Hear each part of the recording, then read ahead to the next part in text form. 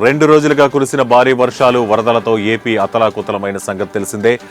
ఏపీలో వరద నష్టం అంచనా వేయడానికి కేంద్ర బృందం ఇవాళ రాష్ట్రంలో పర్యటించనుంది. ఈ మేరకు కేంద్ర హోంశాఖ మంత్రి అమిత్ షా ఓ ప్రకటన జారీ చేశారు. కేంద్ర విపత్తు నిర్వహణ శాఖ ఆధ్వర్యంలో ఏర్పాటైన ఓ బృందాన్ని ఏపీకి పంపుతున్నట్లు ఆయన పేర్కొన్నారు.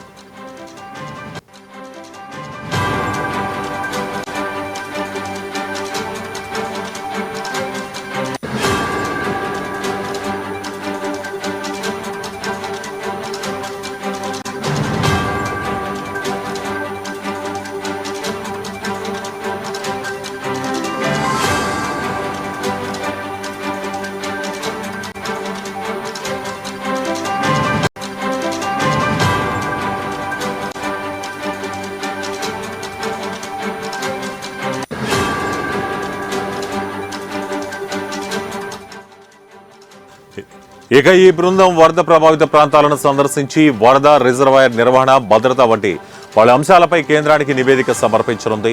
కాగా ఏపీలో సంభవించిన ఈ ఉత్పాతాన్ని జాతీయ విపత్తుగా ప్రకటించాలని సీఎం చంద్రబాబు నాయుడు కేంద్రాన్ని కోరారు. ఉన్నతాధికారి కేంద్ర హోంశాఖ అదనపు కార్యదర్శి సంజీవ్ కుమార్ జిందాల్ నేతృత్వంలో గల కేంద్ర బృందం వరద ప్రభావిత ప్రాంతాల్లో పర్యటించి నేరుగా వరద నష్టాన్ని స్వయంగా పరిశీలించడంతో పాటు వరద బాధితులతో నేరుగా మాట్లాడనుంది.